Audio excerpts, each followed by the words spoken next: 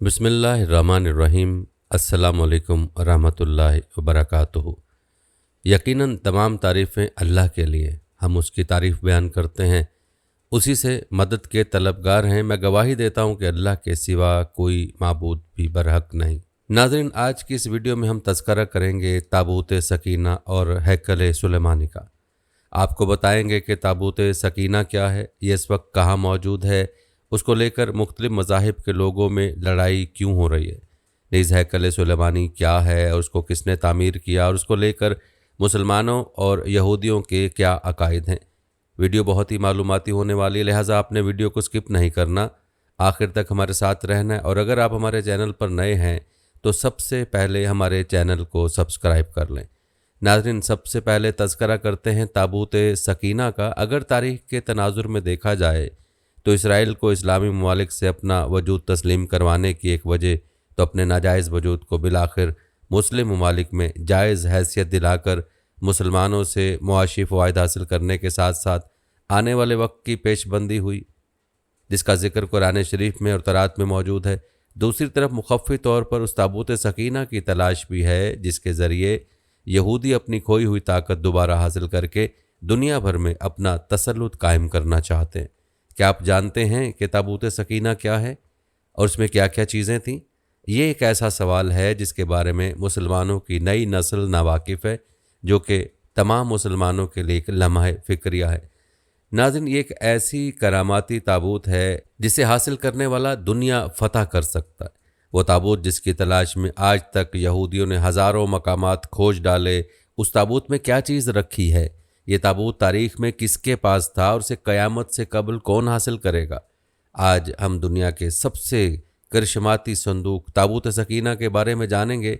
हर दौर में दोस्तों याद रखिए, मुसलमान, ईसाई और यहूदी एक दूसरे के मुखालिफ रहे, मगर एक जगह पर जिस पर तीनों मज़ाहिब मुत्तफ़िक हैं वो है ताबूत सकीना। ये एक मौजज़ाती और करामाती ताबूत है जो मोमिनों के दिल में सकून व करार के गर्ज से नाजिल हुआ था और हज़रत आदम अलैहिस्सलाम से ख़ातमुन नबीयीन सल्लल्लाहु अलैहि वसल्लम की मिरास रही, जिसकी वजह से उसकी अज़मत और हुर्मत बहुत ज़्यादा है। उस संदूक को ताबूत सकीना इसलिए कहा गया क्योंकि इस ताबूत के ज़रिए लोगों के दिलों में तसल्ली, इत्मीनान और सकून हासिल होता है। उसे ताबूत इसलिए कहते हैं कि जो चीज़ उसमें से निकाली जाती थी वो फिर वापस उसी में चली जाती थी। उसके मुतल्लिक़ मुख्तलिफ़ अक़वाल हैं। बनी इसराइल उस संदूक को बड़ा मुतबर्रिक और अपने लिए फ़तह नुसरत का निशान समझते थे। जब ये संदूक उनके हाथ से निकल गया तो पूरी कौम की हिम्मत जवाब दे गई और हर एक इसराइली ये सोचने लगा कि खुदा की रहमत हमसे दूर हो गई और अब हमारे बुरे दिन आ गए। यहूदियों और मसीहियों के नज़रिए के मुताबिक ताबूत सकीना मूसा अलैहिस्सलाम ने खुदा के कहने पर बनाया था और उसमें वो पत्थर की लोहें लाकर रखी थी जिनको खुदा ने कोह सीना पर दी थी और जिनमें यहूदी मज़हब की तालीमात बयान की गई थी। मज़ीद ये भी कहा जाता है कि उसमें हज़रत मूसा अलैहिस्सलाम का असा और मनो सलवा भी रखा गया था, जो बनी इसराइल के लोगों के लिए अल्लाह ताला ने आसमान से नाजिल किया था। ये बहुत मुक़द्दस ताबूत शुमार किया जाता था और हमेशा मजहबी रहनुमा उसको उठाया करते थे। उसकी हिफाजत के लिए फ़ौज का एक दस्ता भी हमेशा साथ रहता था। नीज़ ये बनी इसराइल के नज़दीक फ़तह और बरकत की अलामत था। उसको जंगों के दौरान में लश्कर से आगे रखा जाता था और ये समझा जाता था कि इस ताबूत की बरकत की वजह से जीत हमेशा बनी इसराइल की ही होगी।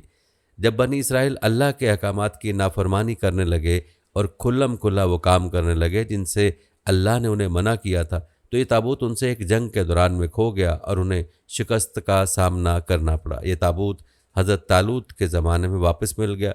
इसी बारे में कुरान में भी इरशाद है, उन लोगों से उनके नबी ने कहा कि तालूत के बादशाह होने की अलामत यह है कि तुम्हारे पास वो संदूक वापस आ जाएगा जिसमें तुम्हारे रब की तरफ से तस्कीन कल्ब का सामान है और वो कुछ अशिया भी हैं जो मूसा और हारून छोड़ गए थे। उसको फरिश्ते उठाकर लाएंगे और बिलाशुबा उसमें तुम्हारे लिए बड़ी निशानी है अगर तुम ईमान रखते हो। ये ताबूत जब तक मुशरिकीन के पास रहा तब तक उसकी वजह से उन पर मुश्किलात नाजिल होती रहीं और आखिरकार तंग आकर उन्होंने उसे एक बैलगाड़ी पर रखकर अपने इलाके से बाहर निकाल दिया और फरिश्तों ने इस बैलगाड़ी को हाँक कर वापस बनी इसराइल तक पहुँचा दिया। और गालिबन इसी बात की तरफ कुरान पाक में भी इशारा किया गया।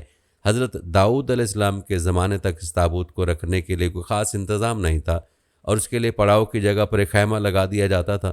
حضرت داؤد علیہ السلام نے خدا کے حکم سے خدا کا گھر بنانا شروع کیا جو عین اس مقام پر ہے جہاں آج مسجد اقصی موجود ہے، لیکن یہ عالیشان گھر آپ کے بیٹے حضرت سلیمان کے عہد میں مکمل ہوا اور اس کو ہیکل سلیمانی کے نام سے جانا جاتا ہے۔ اس گھر کی تعمیر کے بعد تابوت سکینہ کو یہاں پورے احترام کے ساتھ رکھ دیا گیا اور اس طرح یہ مقام یہودیوں کا مقدس ترین مقام بن گیا۔ بعد کے زمانے میں ہونے والی جنگوں نے اس ہیکل کو بہت نقصان پہنچایا، لیکن بابل کے بادشاہ بخت نصر نے اس کو مکمل طور پر تباہ کر دیا اور اس کو آگ لگا دی۔ وہ یہاں سے مال غنیمت کے ساتھ ساتھ تابوت سکینہ بھی لے گیا تھا۔ اس تباہی کے نتیجے میں آج اصلی ہیکل کی کوئی چیز باقی نہیں ہے۔ ان تمام تباہیوں کے نتیجے میں تابوت سکینہ کہیں غائب ہو گیا اور اس کا کوئی نشان نہیں ملا۔ اس صندوق میں کیا ہے؟ بائبل کے مطابق اس میں حضرت یوسف کا جسد مبارک اور بائبل ہی کی بعض روایت کی روح سے ہڈیاں اور کپڑے تھے، اسے حضرت موسیٰ مصر سے اپنے ساتھ لائے تھے۔ ناظرین، قصص الانبیاء میں اس متبرک صندوق میں تورات کا اصل نسخہ، حضرت موسیٰ ہارون کا عصا، پیراہن اور من و سلوہ کا مرتبان محفوظ تھا۔ فلسطینیوں نے اسے اسرائیلیوں سے چھین کر اپنے مندر بیت جون میں رکھ دیا تھا۔ قرآن مجید میں اس کے بارے میں تصریح ہے کہ جب اسرائیلیوں کے ہاتھوں سے یہ صندوق نکل گیا تو فرشتے اس کی حفاظت پر مامور تھے، اور اس میں آل موسیٰ اور آل ہارون کے چھوڑے ہوئے تبرکات تھے، جن میں پتھر کی وہ تختیاں جو طور سینا پر اللہ تعالیٰ نے حضرت موسیٰ کو دی تھیں۔ اس کے علاوہ تورات کا وصل نسخہ جسے حضرت موسیٰ نے لکھوا کر بنی لاوی کے حفاظت میں دیا تھا، نیز ایک بوتل جس میں من سلوہ بھر کر محفوظ کر دیا گیا تھا تاکہ آنے والی نسلیں اللہ تعالیٰ کی اس احسان کو یاد کریں جو صحرا میں ان کے باپ دادوں پر کیا گیا تھا، اور غالباً حضرت موسیٰ علیہ السلام کا عصا بھی اسی صندوق کے اندر تھا۔ آج بھی بہت سارے ماہر آثار قدیمہ اور خصوصاً یہودی مذہب سے تعلق رکھنے والے ماہر اس کی تلاش میں سرکردہ ہیں تاکہ اس کو ڈھونڈ کر وہ اپنی اس روحانیت کو واپس پا سکیں جو کبھی ان کو عطا کی گئی تھی۔ تابوت سکینہ کی موجودہ جگہ کے بارے میں مختلف لوگ قیاس آرائیاں کرتے رہتے ہیں۔ کچھ کے نزدیک اس کو افریقہ لے جایا گیا۔ ایک مشہور ماہر آثار قدیمہ ران وانٹ کا کہنا ہے کہ یہ مشرق وسطیٰ میں موجود ہے، اور کچھ لوگوں کے مطابق اس کو ڈھونڈنے کی کوشش انگلینڈ کے علاقے میں کرنی چاہیے۔ بہرحال کوششیں جاری ہیں، لیکن تاحال انہیں ناکامی کا سامنا ہے۔ ایک بزرگ کا بقول یہ تابوت کیسرانی قبیلے کے علاقے غربن میں موجود ہے۔ غربن پاکستان کے ضلع ڈیرہ غازی خان کی ایک تحصیل تونسا شریف میں ہے۔ دوستو، تابوت سکینہ کا تفصیلاً تذکرہ قرآن پاک سے کریں گے۔ سورہ بنی اسرائیل میں ہے کہ بنی اسرائیل میں ایک صندوق چلا آتا تھا، اس میں برکات تھے۔ حضرت موسیٰ علیہ السلام اور دوسرے انبیاء وغیرہ بنی اسرائیل اس صندوق کو لڑائی میں آگے رکھتے، اللہ تعالیٰ اس کی برکت سے فتح دیتا۔ جب جالوت بنی اسرائیل پر غالب آیا تو یہ صندوق بھی لے گیا تھا۔ جب اللہ تعالیٰ کو صندوق کا پہنچانا منظور ہوا تو یہ کہا کہ وہ کافر جہاں صندوق رکھتے وہیں وبا اور بلا آتی۔ 5 شہر ویران ہو گئے۔ ناچار ہو کر 2 بیلوں پر اس کو لاد کر ہانک دیا۔ فرشتے بیلوں کو ہانک کر تالوت کے دروازے پر پہنچا گئے۔ بنی اسرائیل اس نشانی کو دیکھ کر تالوت کی بادشاہت پر یقین لائے، اور تالوت نے جالوت پر فوج کشی کی، اور موسم نہایت گرم تھا۔ سورہ سبا کی تفسیر معلمہ فرماتے ہیں کہ بیت المقدس کی تعمیر جو داؤد علیہ السلام نے شروع کی، پھر حضرت سلیمان علیہ السلام نے اس کی تکمیل فرمائی۔ اس میں کچھ تعمیراتی کام باقی تھا۔ یہ تعمیر کا کام جنات کے سپرد تھا جن کی طبیعت میں سرکشی غالب تھی۔ حضرت سلیمان علیہ السلام کے خوف سے جنات کام کرتے تھے۔ ان کی وفات کا جنات کو علم ہو جائے تو فوراً کام چھوڑ بیٹھیں اور تعمیر رہ جائے۔ اس کا انتظام حضرت سلیمان نے باذن ربانی یہ کیا کہ جب موت کا وقت آیا تو موت کی تیاری کر کے اپنی محراب میں داخل ہو گئے جو شفاف شیشے سے بنی ہوئی تھی۔ باہر سے اندر کی سب چیزیں نظر آتی تھیں، اور اپنے معمول کے مطابق عبادت کے لیے ایک سہارا لے کر کھڑے ہو گئے کہ روح پرواز کرنے کے بعد بھی جسم اس عصا کے سہارے اپنی جگہ جمع رہے۔ سلیمان علیہ السلام کی روح وقت مقررہ پر قبض کر لی گئی، مگر وہ اپنے عصا کے سہارے اپنی جگہ جمے ہوئے باہر سے ایسے نظر آتے کہ عبادت میں مشغول ہیں۔ جنات کی مجال نہ تھی کہ پاس آ کر دیکھ سکتے۔ وہ حضرت سلیمان علیہ السلام کو زندہ سمجھ کر کام میں مشغول رہے، یہاں تک کہ سال بھر گزر گیا اور تعمیرات بیت المقدس کا بقیہ کام پورا ہو گیا تو اللہ تعالیٰ نے گھن کے کیڑے کو، جس کو فارسی میں دیوک اور اردو میں دیمک کہا جاتا ہے، اور قرآن میں اس کو دبۃ الارض کے نام سے موسوم کیا ہے۔ عصائے سلیمانی پر مسلط کر دیا۔ دیمک نے عصا کی لکڑی کو اندر سے کھا کر کمزور کر دیا۔ عصا کا سہارا ختم ہوا تو سلیمان علیہ السلام گر گئے۔ اس وقت جنات کو ان کی موت کی خبر ہوئی۔ تابوت سکینہ کے بارے میں سورہ بقرہ میں آیت نمبر 248 میں اللہ سبحانہ وتعالیٰ کا ارشاد گرامی ہے، اور انہیں ان کے نبی نے کہا کہ اس تالوت کی بادشاہی کی نشانی یہ ہے کہ تمہارے پاس صندوق تابوت آئے گا، اس میں تمہارے رب کی طرف سے سکینت ایک تسلی ہے، اور آل موسیٰ اور آل ہارون نے جو کچھ جوڑا تھا اس میں سے باقی ماندہ چیزیں اسے فرشتے اٹھائے ہوئے ہوں گے، بے شک اس میں تمہارے لیے یقیناً ایک نشانی ہے اگر تم مومن ہو۔ اس آیت مبارکہ سے واضح ہوتا ہے کہ وہ صندوق اللہ تعالیٰ کی طرف سے طالوت کے بادشاہ مقرر ہونے کی نشانی تھی، اللہ تعالیٰ کی طرف سے ایک تسلی تھی۔ اس میں موسیٰ ہارون کی آل کے ترکے کی باقی ماندہ اشیاء تھیں۔ بے شک تابوت کو کوئی نام نہیں دیا گیا، مگر یہ واضح الفاظ میں بتا دیا گیا کہ اس میں تمہارے رب کی طرف سے سکینہ ہے۔ لفظ سکینہ سکون کے مادے سے ہے اور تسکین و آرام کے معنی میں مستعمل ہے۔ یہاں اس سے مراد جان و دل کا سکون اور اطمینان ہے، اس لیے اس تابوت کو تابوت سکینہ کے نام سے جانا جانے لگا۔ اس کے علاوہ اس کو اور بہت سے ناموں سے جانا جاتا ہے۔ انگریزی میں اس کو دی آرک آف دی کووننٹ سے ترجمہ کیا گیا ہے۔ عہد کا صندوق، میثاق کا صندوق، پاک صندوق، خدا کا صندوق، خدا کی قوت کا صندوق، عہد کا صندوق، تمام زمین کے خداوند کے عہد کا صندوق۔ یہ صندوق شمشاد کی لکڑی سے بنایا گیا ہے، جو اندر سے باہر تک سونے سے منڈا ہے، یہاں تک کہ اس کا ڈھکن بھی سونے سے چھپا ہے۔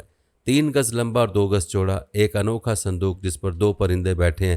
اس تابوت سکینہ یا صندوق کے بارے میں بہت زیادہ اختلاف رائے اور بہت سی روایت ہیں۔ کچھ مصدقہ روایت کے مطابق یہ حضرت آدم علیہ السلام پر نازل ہوا تھا، یعنی جنت سے آپ کے ساتھ ہی زمین پر اتارا گیا تھا اور تامرگ آپ کے پاس رہا، پھر نسل در نسل بطور وراثت یکے بعد از دیگر آپ کی اولاد تک منتقل ہوتا رہا، یہاں تک کہ یہ حضرت یعقوب علیہ السلام تک پہنچا اور پھر حضرت موسیٰ علیہ السلام سے حضرت یوشع علیہ السلام کو ملا، اور آپ کے بعد بنی اسرائیل نے اس پر قبضہ کر لیا۔ بہت دلچسپ بات ہے کہ حضرت عیسیٰ علیہ السلام اور حضرت محمد مصطفیٰ صلی اللہ علیہ وسلم کے حوالے سے اس تابوت کی منتقلی کے ٹھوس شواہد یا کوئی تحریری نسخے نہیں ملے، لیکن میری رائے کے مطابق یہ 1,00,000 انبیاء کی میراث تھی جو حضرت آدم علیہ السلام سے خاتم النبیین صلی اللہ علیہ وسلم تک چلی، جب خاتم النبیین صلی اللہ علیہ وسلم کے نائب امام مہدی کے پاس ہے، جو دنیا کو اس کی رونمائی کروائیں گے، اور طالوت کی بادشاہت کی طرح یہ تابوت آپ کی بھی امامت کی گواہی دے گا، جس پر تقریباً تمام مذہب و مکاتب فکر کے لوگوں کا اجماع ہے۔ حضرت بلقیس حضرت سلیمان علیہ السلام سے شادی کے بعد اپنے وطن ایکسم گئیں، وہاں آپ کے ہاں ایک خوبصورت بیٹے کی پیدائش ہوئی، ان کا نام ابن حکیم رکھا۔ جب آپ 22 سال کے ہوئے تو اپنے والد سے ملنے یروشلم گئے۔ جب آپ نے واپسی کا قصد کیا تو حضرت سلیمان علیہ السلام نے آپ کے ساتھ کچھ درباری اور تابوت سکینہ بھی روانہ کیا۔ حضرت بلقیس کی وفات کے بعد آپ بادشاہ بنے۔ تاریخ آپ کو مینلک اول کے نام سے جانتی ہے۔ آپ نہایت بردبار، عقل مند اور طاقتور بادشاہ تھے۔ آپ نے اپنی سلطنت کو خوب ترقی دی اور 2000 سال تک تابوت سکینہ کے وارث رہے۔ ابن عباس احادیث اہل بیت اور بعض مفسرین سے منقول کرتے ہیں کہ یہ تابوت وہی صندوق تھا جس میں حضرت موسیٰ علیہ السلام کی والدہ نے انہیں رکھ کر دریا کے سپرد کر دیا تھا۔ فرعون کے کارندوں نے جب اسے نکال کر دربار میں پیش کیا تو حضرت آسیہ نے جھٹ سے بچے کو گود لے لیا اور تابوت جوں کا توں فرعون کے خزانے میں چلا گیا، جو بعد میں بنی اسرائیل کے ہاتھ آیا تو اسے محترم و متبرک قرار دینے لگے، کیونکہ حضرت موسیٰ علیہ السلام نے اپنی زندگی کے آخری ایام میں یہ صندوق حضرت یوشع علیہ السلام کو سپرد کر دیا تو بنی اسرائیل کی نگاہ میں اس کی حرمت اور بڑھ گئی۔ اس صندوق میں وہ 10 احکامات موجود تھے جو اللہ پاک نے نازل کیے تھے، اور کوہ سینا پر حضرت موسیٰ علیہ السلام کو اس کے ذریعے احکامات ملے۔ کہا جاتا ہے کہ خدا موسیٰ سے عہد کے صندوق پر بنے 2 کروبیوں میں سے باتیں کرتا تھا۔ یہ صندوق اور ہیکل سلیمانی بنی اسرائیل کی طاقت و خوبصورتی کا سبب ہے۔ ناظرین، اکثر روایت میں تابوت سکینہ کا تذکرہ اس طرح ملتا ہے کہ حضرت سیدنا آدم علیہ السلام کو جب صندوق ملا تو اس میں تمام انبیاء کرام علیہ السلام اور ان کے مکانات کی تصاویر تھیں۔ سید الانبیاء حضرت محمد مصطفیٰ صلی اللہ علیہ وسلم اور آپ کے مقدس مکان کی تصویر ایک سرخ یاقوت یعنی لال قیمتی پتھر میں تھی۔ اس تصویر میں آپ صلی اللہ علیہ وسلم نماز کی حالت میں تھے، جبکہ آس پاس صحابہ کرام علیہ رضوان موجود تھے۔ یہ تصویریں قدرتی تھیں، انسان کی بنائی ہوئی نہ تھیں۔ جب حضرت سیدنا موسیٰ علیہ السلام یہ صندوق ملا تو آپ اس میں اپنا خاص سامان رکھنے لگے۔ اس کے علاوہ صندوق میں تورات شریف کی تختیوں کے ٹکڑے، جنتی لاٹھی، حضرت سیدنا موسیٰ علیہ السلام کا لباس اور حضرت سیدنا ہارون علیہ السلام کا عمامہ اور ان کی لاٹھی، حضرت سیدنا سلیمان علیہ السلام کی انگوٹھی، اور بنی اسرائیل پر نازل ہونے والا وہ برتن بھی تھا جس میں آسمانوں سے من و سلوہ اترا کرتا تھا۔ حضرت سیدنا موسیٰ علیہ السلام جنگ میں صندوق کو آگے رکھتے تھے، اس سے بنی اسرائیل کو سکون نصیب ہوتا تھا۔ بنی اسرائیل کو جب کوئی مشکل پیش آتی تو وہ صندوق کو سامنے رکھ کر دعا کرتے تھے، دشمنوں کے مقابلے میں اس کی برکت سے فتح پاتے تھے۔ جب آپس میں اختلاف ہوتا تو صندوق سے فیصلہ کرواتے، صندوق سے فیصلے کی آواز آتی تھی، بلائیں اور آفتیں صندوق کی برکت سے ٹل جاتی تھیں۔ اسرائیلی تابوت سکینہ کو اپنے قبلے کے طور پر بھی استعمال کرتے تھے۔ تاریخ کی کتابوں کے مطابق حضرت داؤد علیہ السلام نے تابوت سکینہ کے تحفظ کے لیے ایک مضبوط عمارت تعمیر کرنے کا فیصلہ کیا۔ یہ عمارت حضرت سلیمان علیہ السلام کے دور میں مکمل ہوئی اور اسے ہیکل سلیمانی کا نام دیا گیا۔ جب بنی اسرائیل اللہ عز و جل کی بہت زیادہ نافرمانی کرنے لگے تو ان پر یہ غضب ہوا کہ قوم عمالقہ کے بہت بڑے لشکر نے حملہ کر کے ان کی بستیاں تباہ کر ڈالیں اور یہ انوکھا صندوق بھی اٹھا لے گئے۔ اس کے بعد قوم عمالقہ نے صندوق کو گندی جگہ رکھ کر بے ادبی کی، جس کے نتیجے میں وہ مختلف بیماریوں کا شکار ہو گئے اور ان کی 5 بستیاں ہلاک ہو گئی۔ انہیں یقین ہو گیا کہ سب مقدس صندوق کی بے ادبی کا نتیجہ ہے، چنانچہ انہوں نے صندوق ایک بیل گاڑی پر رکھ کر بنی اسرائیل کی بستیوں کی طرف چھوڑ دیا۔ وہ صندوق 4 فرشتوں کی نگرانی میں اس وقت کے نبی حضرت سیدنا شموئیل علیہ السلام تک پہنچا۔ یوں بنی اسرائیل کو دوبارہ یہ عظیم نعمت حاصل ہو گئی۔ اس واقعے کے بعد بنی اسرائیل نے ہیکل سلیمانی کو دوبارہ تعمیر کیا۔ بعد ازاں رومیوں نے حملہ کیا اور اسے ایک بار پھر نشانہ بنایا۔ بعض تاریخ دانوں کا کہنا ہے کہ اہل بابل اسے اپنے ساتھ لے گئے، جبکہ ایک رائے یہ بھی ہے کہ اسے آسمانوں پر اٹھا لیا گیا۔ جبکہ یہ بھی کہا جاتا ہے کہ قیامت کے قریب حضرت سیدنا امام مہدی جب تشریف لائیں گے تو وہ صندوق کو فلسطین کی تبریہ نام کی ایک مشہور جھیل سے نکالیں گے، جبکہ ایک قول کے مطابق آپ اسے ترکی کے شہر انطاکیہ کے کسی غار سے نکالیں گے۔ جب حضرت عمر رضی اللہ تعالیٰ عنہ نے اس سرزمین کو فتح کیا تو رومیوں کے کلیسا سے کچھ فاصلے پر دعا فرمائی جہاں مسجد اقصیٰ کی تعمیر کی گئی۔ یہودی دعویٰ کرتے ہیں کہ جس جگہ مسجد اقصیٰ واقع ہے وہاں ان کا معبد تھا۔ مسلمان اس جگہ کو اپنے لیے مقدس جانتے ہیں، مگر یہودیوں کا عقیدہ ہے کہ مسجد کو شہید کر کے اس کی جگہ ہیکل سلیمانی کی دوبارہ تعمیر کی جائے گی۔ وہ ہیکل کی ایک پسماندہ دیوار میں واقع دروازے کو متعلق بھی سمجھتے ہیں کہ یہ قیامت سے قبل ان کے بادشاہ کی واپسی کا راستہ ہے۔ وہ سمجھتے ہیں کہ جب اس دروازے سے ان کا بادشاہ نکلے گا تو اس کے پیچھے تمام مردے اٹھ کھڑے ہوں گے۔ البتہ روایت کے مطابق یہودیوں کا بادشاہ دجال ہے۔ ناظرین، اسرائیل ابراہیم علیہ السلام کی اولاد ہیں۔ حضرت اسماعیل کے بھائی اسحاق نے بیت المقدس میں عبادت گاہ بنائی، جبکہ حضرت اسماعیل علیہ السلام نے خانہ کعبہ کی بنیاد رکھی۔ حضرت اسحاق کی اولاد یعنی حضرت اسحاق کے بیٹے حضرت یعقوب نے اپنا لقب اسرائیل رکھ کر اپنے اہل خانہ کے ساتھ موجودہ فلسطین اور بیت المقدس کو اپنا وطن بنایا، جبکہ حضرت اسماعیل علیہ السلام کی اولاد نے خانہ کعبہ کو اپنے وطن کے طور پر چنا۔ حضرت یعقوب علیہ السلام کے بیٹے حضرت یوسف تھے جو بعد میں بھائیوں کو بے وفائی کی وجہ سے کنویں میں ڈالے گئے اور غلام بنا کر مصر میں فروخت ہوئے۔ حضرت یوسف بعد ازاں عزیز مصر کی جگہ فرعون کے وزیر اعظم بنے اور مصر کے والی کہلائے۔ حضرت یوسف علیہ السلام مصر کے والی بننے کے بعد اپنی قوم یعنی بنی اسرائیل کو اپنے آبائی وطن فلسطین سے مصر لے آئے، جنہیں اگلے وقتوں میں فرعون نے غلام بنا لیا اور ان سے مشقت لینے لگے۔ مصر میں موسیٰ علیہ السلام نے بنی اسرائیل کو فرعون کی قید سے نجات دلائی اور انہیں آبائی وطن بیت المقدس یعنی فلسطین لے آئے۔ سالوں بعد بنی اسرائیل کو ایک اور قوم نے غلام بنا لیا اور فلسطین پر قبضہ کر لیا۔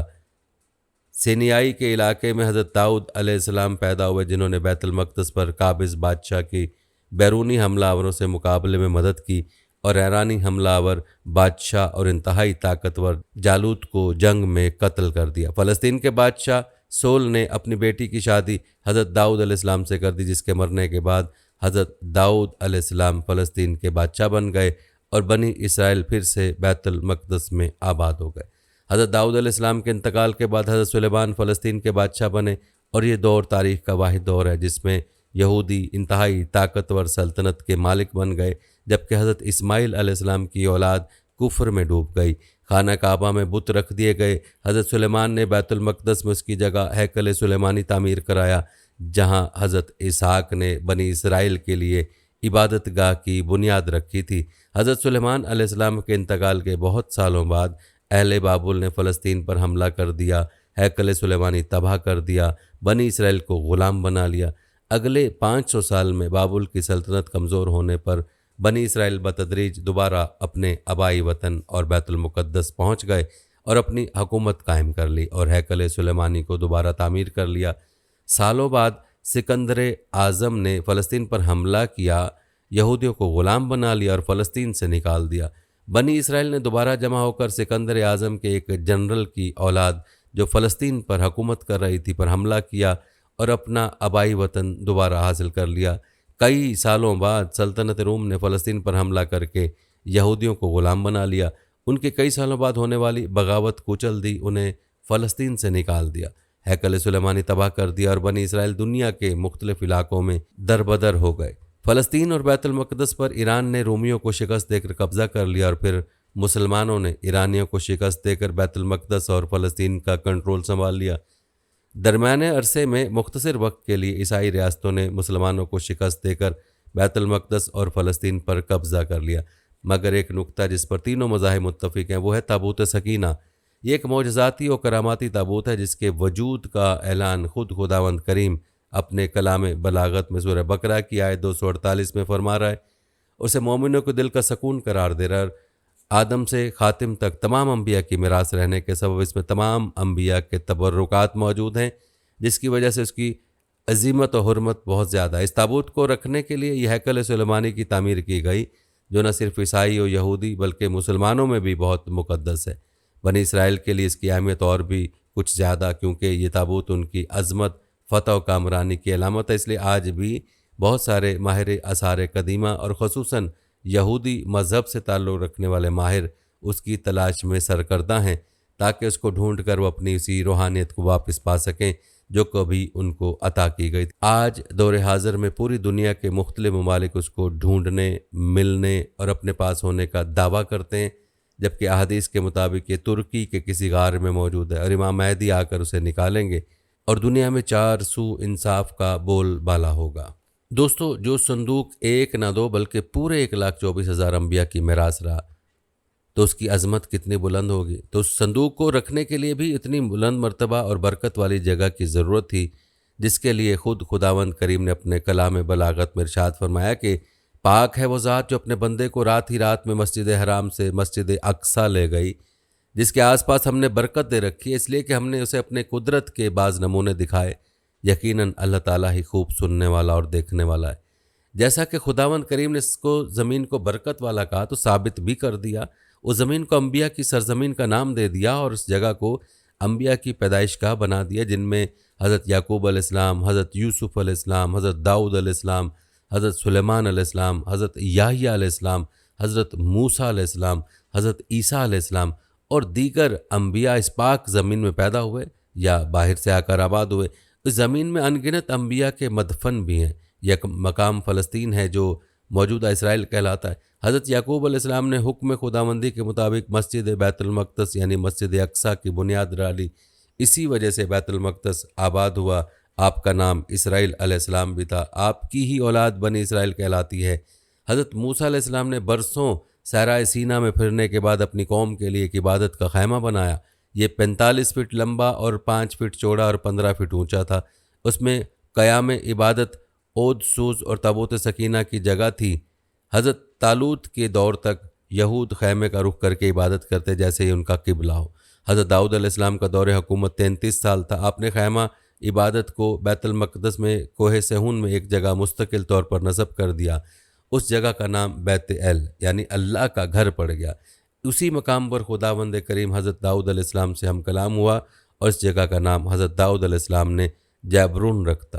حضرت سلیمان علیہ السلام کا دور 39 سال آپ نے اس خیمہ عبادت کی جگہ ہیکل کی مستقل عمارت بنوائی، جس میں آپ نے جنات کی مدد لی اور اس میں قیمتی پتھروں کو ترشوا کر لگوایا، جس میں یاقوت، زمرد اور سونے چاندی کی تختیوں کی دیواریں، جن میں اعلیٰ درجے کے موتی لگے، फिरोज़े का फर्श, याकूत के सतून, जवाहरात की जुड़ाव छत थी, जिनकी चमक और रोशनी इस कदर थी कि रात में भी रोशनी की ज़रूरत न पड़ती थी। एक मखसूस कमरा ताबूत सकीना के लिए वक्फ हुआ, जिसका नाम कुदस रखा। ये इमारत 20 साल में मुकम्मल हुई। हैकल सुलेमानी की तारीख 4000 साल पुरानी है और इन तमाम सालों में उसको 2 मरतबा मुकम्मल तौर पर तबाह कर दिया गया। 52 बार हमला हुआ, 44 बार मुख्तलिफ कौमों ने कब्ज़ा किया, सिर्फ़ और सिर्फ ताबूत सकीना की तलाश के पीछे। जिस तरह ज़मीन व आसमान का जोड़ है, चाँद सूरज का साथ है, बिल्कुल इसी तरह ताबूत सकीना और हैकल सुलेमानी का जोड़ है। क्योंकि हैकल की तामीर मुकम्मल होते ही ताबूत सकीना को बहुत ज़्यादा मजहबी एहतराम के साथ हैकल में मुंतकिल कर दिया गया, जैसा कि जिसके सबब आज भी यहूदियों की सबसे अहम और मुक़द्दस इबादतगाह है। और चूँकि इसकी तामीर हज़रत सुलेमान अलैहिस्सलाम ने करवाई, इसलिए उसका नाम हैकल सुलेमानी पड़ गया। वाहिद शहर बैतुल मक़दस, जिसको इसराइली यरूशलेम कहते हैं, तीनों मज़हब ईसाई, यहूदी और मुसलमानों के लिए मुक़द्दस और मुक़द्दम है, क्योंकि यही तो मुसलमानों का क़िबला अव्वल है। बहुत से मुर्रखीन और माहिर आसार कदीमा के मुताबिक यह ताबूत आज भी हैकल सुलेमानी में मौजूद है। इसलिए उन्होंने फ़लस्तीन पर ज़बरदस्ती की जंग मुसल्लत करके कब्ज़ा किया और फिर उसको ज़ेर ज़मीन खोद खोद कर खोखला कर दिया है, जिसके नतीजे में मौजूदा मस्जिद अक्सा बैतुल मक़दस एक झटके के मुंतज़िर है, क्योंकि ज़ेर ज़मीन इसकी एक एक बुनियाद खुदी हुई है। नाज़रीन, सवाल ये पैदा होता है, आखिर इस लकड़ी के संदूक में ऐसा क्या है जो यहूदी दीवानावार उसकी तलाश में ज़मीनी जों को दीमक बने हुए। एक संदूक जो एक नबी से दूसरे तक मुंतकिल होता आया हो, उसके अंदर अंबिया अपनी ज़ाती और करामाती अशिया रखते हों, उसके साथ साथ उस संदूक को रखने के लिए ऐसी सरजमीन का इंतखाब हो जिसे खुद खुदावंद करीम बरकत वाली ज़मीन कहे, जिस ज़मीन को अंबिया की ज़मीन का नाम मिले, जो सबसे पाक व बरतर मकाम हो। उस ताबूत के रखने के मकाम को खुद नबी तैयार करवाएं। खुदावंद ताला अपने कलाम में उसे दिल का सकून कहे, मोमिन व ईमान वालों की निशानियां बताए। उस संदूक की अहमियत क्या बयान हो सकती है? ये तो समुद्र को कूज़े में भरने के मुताबिक है। इसकी अहमियत तो लामहदूद है। तभी आज दुनिया भर की अक़वाम, ख्वाह मुस्लिम हो, ईसाई, यहूदी, उसकी जुस्तजू और तलाश में सरगर्दा हैं। क्योंकि सिर्फ एक संदूक नहीं, ये फ़तह और कामयाबी की अलामत है। ये इतना अहम क्यों है और आज 3000 साल बाद भी इसकी तलाश क्यों जारी है? ताबूत सकीना आज कहाँ है, इसके मुतल्लिक माहिरीन आसार और मुहक्किकीन की मुख्तलिफ राय मिलती है और अलग अलग कयास राइयाँ की जाती हैं। बाज़ कहते हैं कि बख्त नसर के हमले के बाद उस ताबूत को अफ्रीका ले जाया गया था और वहाँ इथोपिया के एक चर्च में से रख दिया गया था, जहाँ वो आज भी मौजूद हैं। जबकि एक थ्योरी के मुताबिक उस वक्त संदूक हज़रत सुलेमान अलैहिस्सलाम के महल में कहीं दफन है, जो फ़लस्तीन में आज भी गुम है, जिसकी तलाश यहूदी काफ़ी अरसे से कर रहे हैं। उस महल की बुनियादों को आज ढूंढने की कोशिशें जारी हैं, जिसे हैकल सुलेमानी कहते हैं। दूसरी तरफ मुस्लिम उलमा मुहक्किकीन की भी बहुत सारी आरा मिलती हैं, जिसके नज़दीक ये ताबूत सूफ़ियों के पास है, जो हर दौर में यके बाद दीगरे उनके पास मुंतकिल होती रहती हैं। जबकि अहले तशिया के नज़रियात ये हैं कि संदूक एक ज़माने तक आइमा अहले बैत के पास रहा, उसके बाद इमाम महदी अलैहिस्सलाम को वर्से में मिल गया। जब क़यामत करीब होगी तो अपने साथ लेकर ज़ाहिर होंगे और उस ताबूत के ज़रिए आले यहूद पर फ़तह हासिल करेंगे। बाज़ तारीख़दानों का कहना है कि अहले बाबुल इसे अपने साथ ले गए थे, जबकि एक राय ये भी है कि उसे आसमानों पर उठा लिया गया। जबकि ये भी कहा जाता है कि क़यामत के करीब हज़रत सैयदना इमाम महदी अलैहिस्सलाम जब तशरीफ़ लाएंगे तो वो संदूक को फ़लस्तीन की तबरिया नाम की एक मशहूर झील से निकालेंगे। जबकि कौल के मुताबिक आप उसे तुर्की के शहर अंताकिया के किसी गार से निकालेंगे। बहरहाल ताबूत सकीना के बारे में नज़रियात सिर्फ कयास राइयों पर मबनी हैं। दरअसल ये संदूक कहाँ है, इसका सही इल्म सिर्फ अल्लाह तबारक ताला ही को है। लेकिन ये बात हतमी है कि जिस दिन ताबूत सकीना दुनिया पर ज़ाहिर होगा, उस दिन शायद कौमों की तारीख़ बदल जाएगी और जिस कौम के हाथ भी ताबूत आएगा वो तमाम अक़वाम पर गालिब होगी। नाज़रीन, ताबूत सकीना और हैकल सुलेमानी दोनों का तज़किरा साथ ही साथ आता है। अब हैकल सुलेमानी के बारे में आपको तफसील से बताते हैं।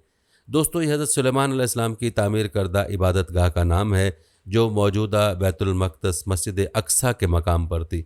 तो सबसे पहले आप नाज़रीन सुलेमान अलैहिस्सलाम का तज़किरा करेंगे कि हज़रत सुलेमान अलैहिस्सलाम कौन थे, आपने हैकल सुलेमानी को कब और क्यों तामीर किया।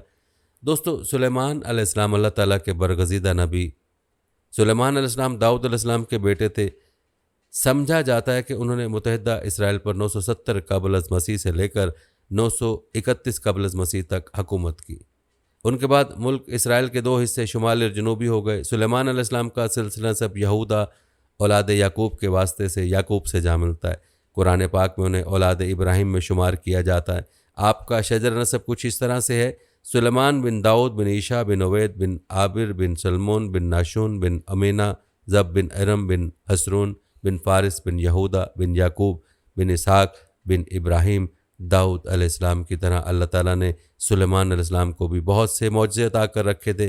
آپ جانوروں کی بولیاں سمجھ لیتے تھے، ہوا پر آپ کا قابو تھا، آپ کا تخت ہوا میں اڑا کرتا تھا، یعنی صبح اور شام مختلف سمتوں کو 1 ماہ کا فاصلہ طے کر لیا کرتے تھے۔ سلیمان علیہ السلام کی سب سے بڑی خصوصیت یہ تھی کہ آپ کی حکومت صرف انسانوں پر ہی نہ تھی بلکہ جن بھی آپ کے تابع تھے۔ سلیمان علیہ السلام نے مسجد اقصی اور بیت المقدس کی تعمیر شروع کی۔ جن دور دور سے پتھر اور سمندر سے موتی نکال کر لایا کرتے تھے، یہ عمارتیں آج بھی موجود ہیں۔ اس کے علاوہ آپ نے جنوں سے اور بھی بہت سے کام لیے۔ حضرت سلیمان علیہ السلام کی حکومت کا ایک بڑا امتیاز جو کائنات میں کسی کو نصیب نہیں ہوا یہ تھا کہ ان کے زیر نگی صرف انسان ہی نہیں تھے بلکہ جن اور حیوانات بھی تابع فرمان تھے، اور یہ سب حضرت سلیمان علیہ السلام کی حاکمانہ اقتدار کے تابع اور زیر حکم تھے۔ حق تعالیٰ نے جن کو ایسی مخلوق بنایا جو مشکل سے مشکل اور سخت سے سخت کام انجام دے سکتی ہے، اس لیے حضرت سلیمان علیہ السلام نے ارادہ فرمایا کہ مسجد یعنی ہیکل کے 4 جانب ایک عظیم الشان شہر آباد کیا جائے اور مسجد کی تعمیر بھی اثر نو کی جائے۔ ان کی خواہش یہ تھی کہ مسجد اور شہر کو بیش قیمت پتھروں سے بنوائیں اور اس کے لیے بعید سے بعید اطراف سے حسین اور بڑے بڑے پتھر منگوائیں۔ ظاہر ہے کہ اس زمانے کی رسل و رسائل کے محدود اور مختصر وسائل سلیمان علیہ السلام کی خواہش کی تکمیل کے لیے کافی نہیں تھے، اور یہ کام صرف جن ہی انجام دے سکتے تھے، لہٰذا انہوں نے جن ہی سے یہ خدمت لی۔ چنانچہ وہ دور دور سے خوبصورت اور بڑے بڑے پتھر جمع کر کے لاتے اور بیت المقدس کی تعمیر کا کام انجام دیتے۔ عام طور پر یہ مشہور ہے کہ مسجد اقصی اور بیت المقدس کی تعمیر حضرت سلیمان علیہ السلام کے زمانے میں ہوئی ہے، لیکن یہ صحیح نہیں ہے، اس لیے کہ بخاری اور مسلم کی صحیح مرفوع حدیث میں ہے کہ ایک مرتبہ حضرت ابو ذر غفاری رضی اللہ تعالیٰ عنہ نے نبی کریم صلی اللہ علیہ وسلم سے دریافت کیا، یا رسول اللہ، دنیا کی سب سے پہلی مسجد کون سی ہے؟ آپ نے فرمایا مسجد حرام۔ ابو ذر رضی اللہ تعالیٰ نے پھر دریافت کیا، اس کے بعد کون سی مسجد عالم وجود میں آئی؟ آپ نے فرمایا مسجد اقصی۔ ابو ذر رضی اللہ تعالیٰ نے تیسری مرتبہ سوال کیا کہ ان دونوں کے درمیانی مدت کس قدر ہے؟ تو نبی اکرم صلی اللہ علیہ وآلہ وسلم نے ارشاد فرمایا دونوں کے درمیان 40 سال کی مدت ہے۔ حالانکہ حضرت سلیمان علیہ السلام اور حضرت ابراہیم علیہ السلام بانی مسجد حرام کے درمیان 1000 سال سے بھی زیادہ مدت کا فاصلہ ہے۔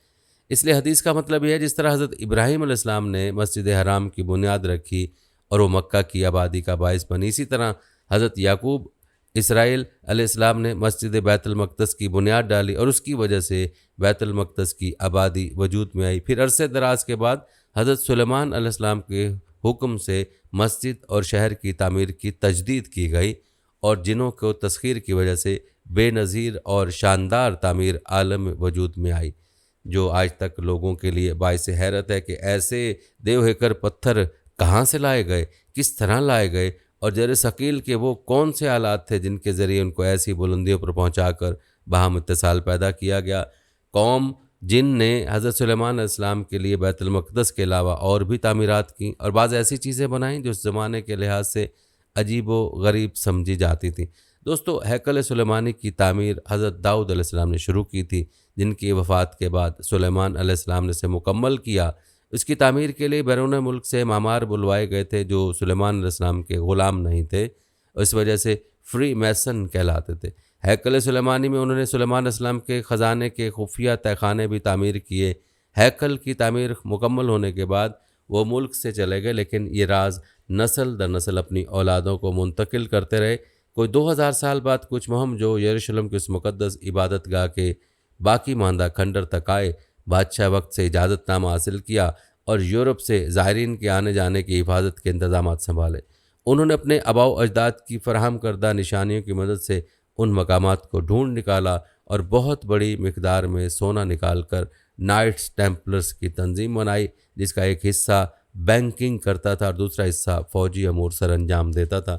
یہ دنیا کی پہلی ملٹی نیشنل کارپوریشن تھی۔ بینکنگ کے امور میں مداخلت کی وجہ سے رومن چرچ ان کا شدید دشمن بن گیا اور پورے یورپ میں نائٹ ٹیمپلر کے خلاف اقدامات کیے جانے لگے۔ دیوار گریا کے پاس زیر زمین تہہ خانوں تک جانے والا کنواں آج بھی موجود ہے، جسے مضبوط اور شفاف شیشے کی چادر سے ڈھک دیا گیا ہے۔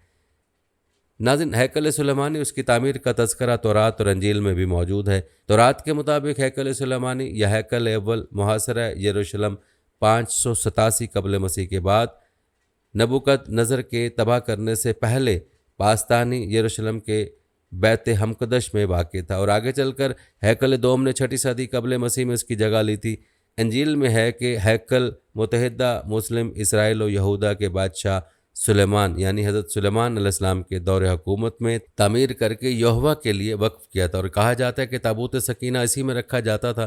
یہودی مورخ یوسفس کہتے ہیں کہ ہیکل تعمیر کرنے کی 470 سال 6 ماہ اور 10 دن بعد جلا دیا گیا تھا۔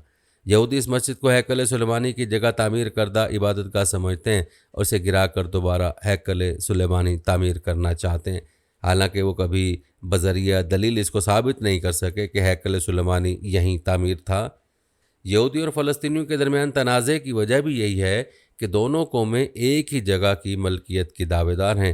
ناظرین، یہ تھی ہماری آج کی ویڈیو۔ ہم امید کرتے ہیں کہ آپ کو ہماری آج کی ویڈیو ضرور پسند آئی ہوگی۔ اگر آپ کو ہماری آج کی ویڈیو پسند آئی ہے تو آپ سے گزارش کرتے ہیں کہ آپ ہمارے چینل کو ضرور سبسکرائب کر لیں اور ساتھ ہی لگے بیل کے بٹن کو بھی پریس کر لیں تاکہ آپ کے پاس ہماری آنے والی مزید معلوماتی ویڈیوز کا نوٹیفیکیشن بر وقت ملے۔ سبسکرائب کے ساتھ ہماری ویڈیوز کو لائک بھی کریں اور اپنی قیمتی رائے کا اظہار کمنٹس سیکشن میں ضرور کریں۔ کمنٹس میں آپ اپنے سوالات بھی ہم تک پہنچا سکتے ہیں۔ اللہ تعالیٰ آپ کو اپنی حفظ و امان میں رکھے، آمین۔ آخر میں ہمارے پیارے دوستو، ویڈیو کے اختتام میں ہم نے ایک دعا کا سلسلہ شروع کیا ہوا ہے جو اس دعا میں شامل ہوگا۔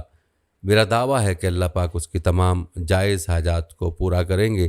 اپنی دعا کا آغاز درود ابراہیمی سے کرتے ہیں۔ آپ سب دوست اور بہنیں پہلے میرے ساتھ مل کر درود پاک پڑھ لیں اور کمنٹس میں آمین لازمی لکھیے گا۔ اللہ پاک اس آمین کے لکھنے کی برکت سے آپ کی اور میری تمام جائز حاجات کو پورا فرمائیں گے۔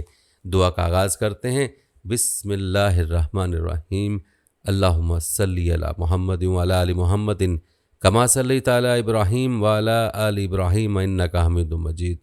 اللہم بارک علی محمد وعلی آل محمد کما بارکت علی ابراہیم وعلی آل ابراہیم انک حمید مجید۔ تمام حمد و ثنا رب ذوالجلال کے لیے ہے، جس کی رحمت سے نا امیدی نہیں، جن کی نعمتوں سے دامن خالی نہیں، جس کی مغفرت سے مایوسی نہیں، اور جس کی رحمت کا فیضان کبھی رکتا نہیں۔ اے اللہ، تو پاک ہے، تیرا شکر ادا کرتے ہیں اس اقرار کے ساتھ کہ تیرے سوا کوئی معبود نہیں، تو سب سے بڑا ہے، تیرا کوئی شریک نہیں اور نہ ہی کوئی ہمسر ہے۔ زمین و آسمان پر جتنی بھی مخلوقات ہیں تو سب کا مالک ہے اور تو سب کا پالنے والا ہے۔ اے اللہ پاک، بلا شبہ تو ہم سے محبت کرتا ہے، یہی وجہ ہے کہ تو نے ہمیں ایمان کی دولت سے نوازا اور ہمیں اپنے محبوب صلی اللہ علیہ وآلہ وسلم کے صدقے ہماری زندگیوں کو پرسکون اور ہمیں اپنے محبوب صلی اللہ علیہ وسلم کا امتی بنایا۔ یا اللہ، اپنے پیارے حبیب صلی اللہ علیہ وآلہ وسلم کے صدقے ہماری زندگیوں کو پرسکون اور آسان بنا دے۔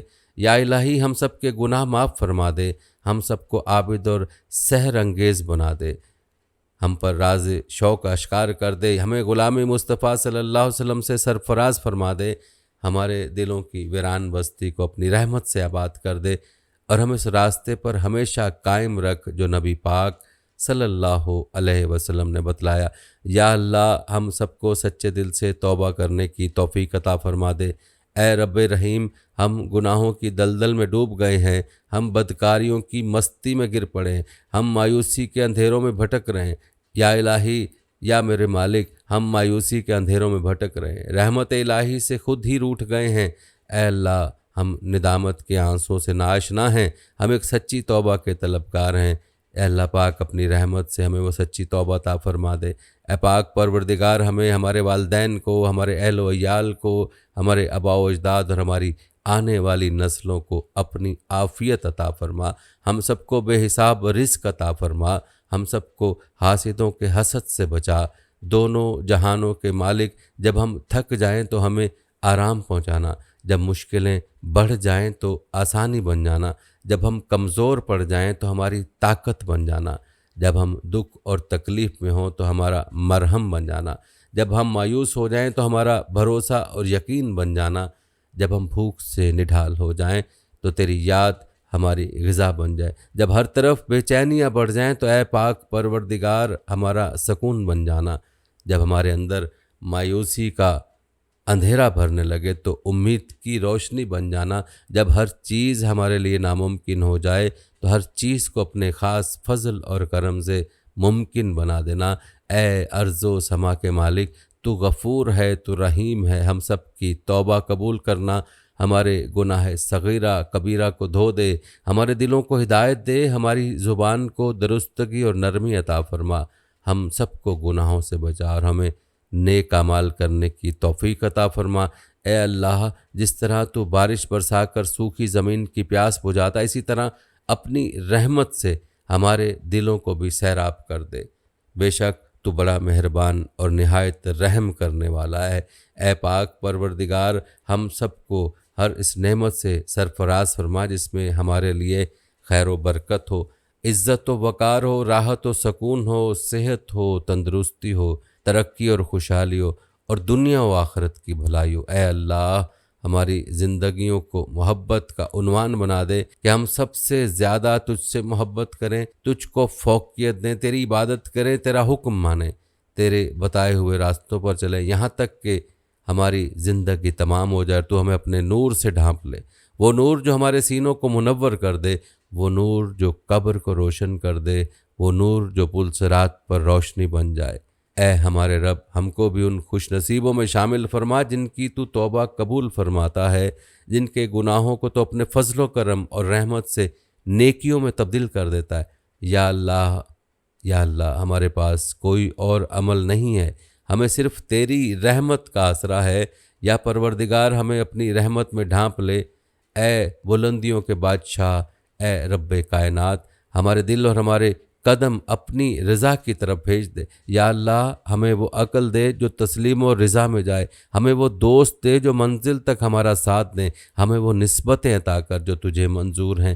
یا اللہ، اپنے محبوب پاک صلی اللہ علیہ وسلم کی ہمارے دلوں میں محبت عطا فرما۔ یا الہی، اس دور میں اور آنے والے دور میں ہم سب پر مہربانی فرمانا۔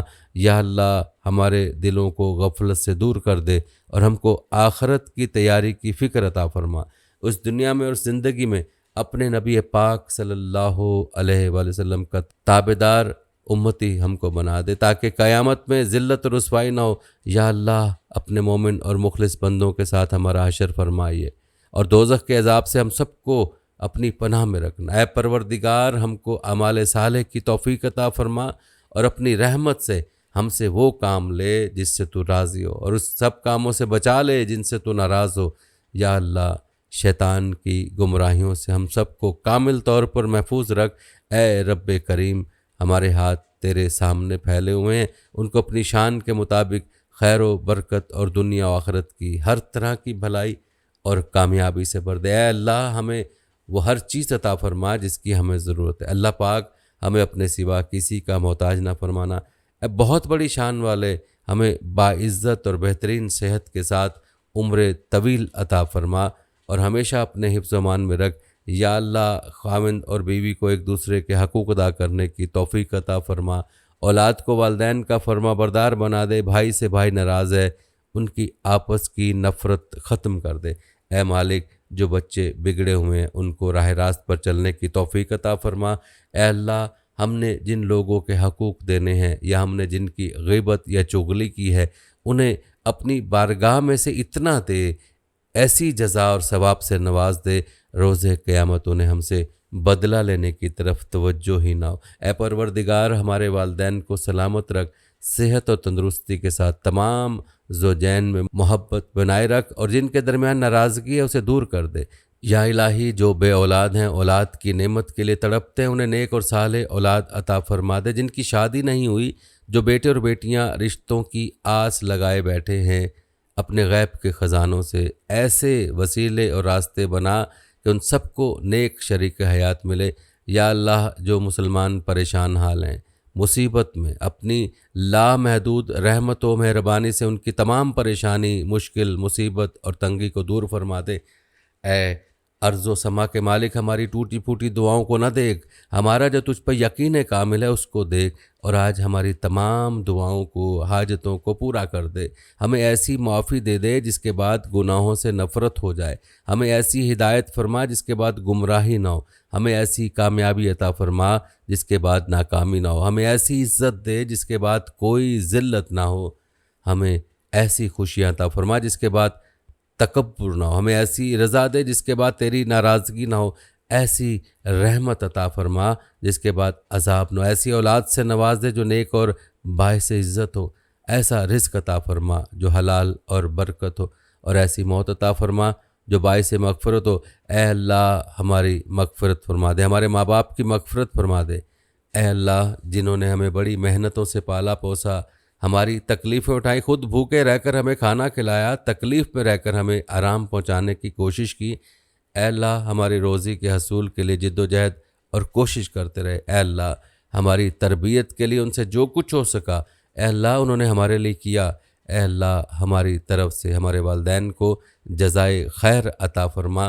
اے اللہ جن اساتذہ کے ذریعے سے تیرا کلام پاک ہم تک پہنچا، اے اللہ تیرے دین کا علم ہم تک پہنچا، اے اللہ ان تمام لوگوں کی قبروں کو نور سے بھر دے۔ اے اللہ ان کی مغفرت فرما، ان کے درجات کو بلند فرما۔ اے اللہ عذاب قبر سے ان کی حفاظت فرما۔ اے اللہ اپنے محبوب اور مقبول بندوں میں شامل فرما۔ اے اللہ ہماری طرف سے انہیں بہترین جزا عطا فرما، ان کے نیکیوں کو قبول فرما، ان کی خطاؤں سے درگزر فرما، ان کی سیئات کو حسنات سے مبدل فرما۔ اے اللہ تجھے تیرے نبی کا واسطہ، جنہوں نے ہمارے لیے بڑی قربانیاں دیں، ہمارے لیے بہت تڑپے، ہمارے لیے تجھے سے بہت کچھ مانگا، اے اللہ قیامت تک آنے والی انسانیت کو قرآن کی دولت عطا کی، علم کی دولت سے سرفراز فرمایا، ساری انسانیت کی صحیح راہبری کے لیے ساری زندگی کے حصول اور نظام کو ترتیب دیا۔